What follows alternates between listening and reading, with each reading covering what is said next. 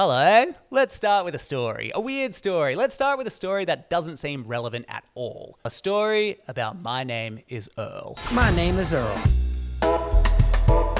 My Name is Earl was a show, ran from 2005 to 2009. There were 4 seasons of it. I never watched it apart from a handful of episodes. All I know was that Earl used to be a pro skater. Dude, I'll give you $100 and I'll take you out to Benny Honda's if you slide that 75-foot handrail. I'll give you 600 tries. I'll be back next week. My name is Earl. Go off, Earl. This is going somewhere. Now, I did catch a few episodes of this show. Every now and then, you walk past a TV and you're like, that's pretty good. This non-Margot Robbie character is quite funny. And there was this one episode that I managed to catch start to finish probably about 4 times. So out of the 5 times I've watched this show, 80% is this one episode. Nevertheless, here's the plot. Spoilers, I guess, if you were going to watch it. Earl has these daily tasks that he's got to do, and he never gets them done.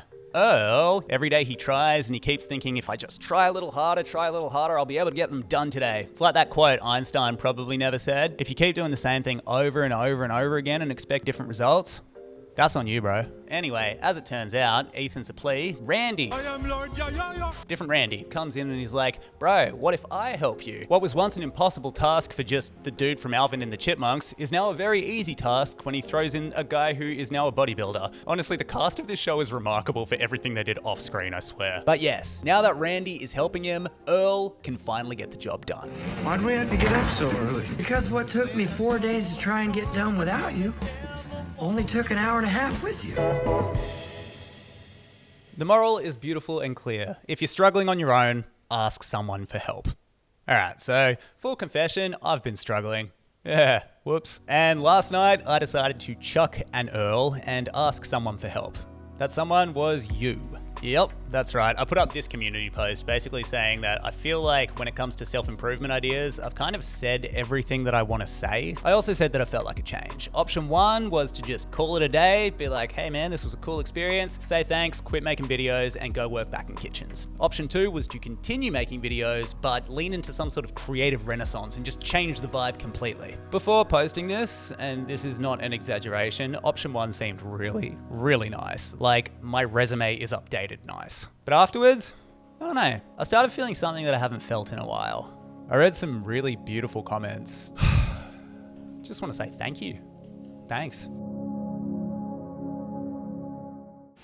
That's when I realized I had to change. Back to My Name is Earl. The premise of My Name is Earl is that Earl Hickey has done a whole bunch of bad stuff in the past, and now he wants to make things right. So I made a list of everything bad I've ever done, and one by one I'm going to make up for all my mistakes. I'm just trying to be a better person. I feel like I have been Earl. I've done some dumb stuff, but I've also made up for some dumb stuff. If I had a list like Earl, a lot of the big stuff would be crossed off. Towards the end of last year, I got over it, just over everything. I guess looking back, a lot of my needs were met. I'd quit drugs and alcohol, I'd sorted out like a dinner party's worth of demons, and I'd even kind of gotten on top of my notoriously unstable mental health. I was, I don't know, good to go. And while that should feel good, I think what I felt was lost. I had just finished reading a book and I really liked the book, and now it was time to read the next book, but I just had no idea where to look. So I looked to you, and you helped me realize it's time for me to make a new list.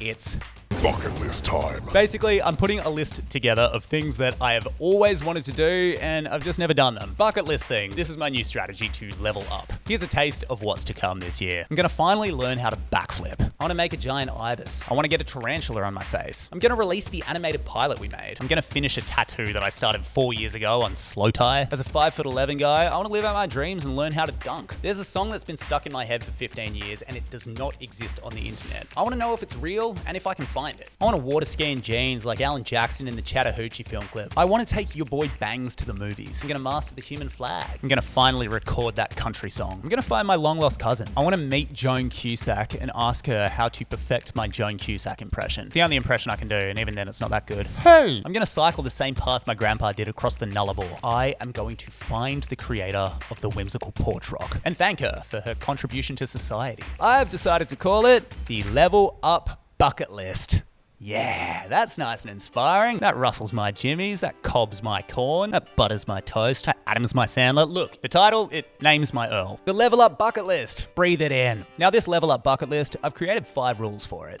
The first is it has to level me up. The second is that the thing that I pick must be challenging. The third rule is the thing must be exciting enough to pass the wow test. The wow test is when you tell this idea to a complete stranger and they say, wow. The fourth rule is this thing cannot be done on autopilot. And the fifth rule, and this one's very important because, I don't know, it's just a personal belief of mine, if you're going to broadcast something, it has to have utility outside of the domain of the thing. So if, for example, I get the tarantula on my face, God forbid, the bucket list item is only complete if I can synthesize what I have learned from that experience and make it useful to you.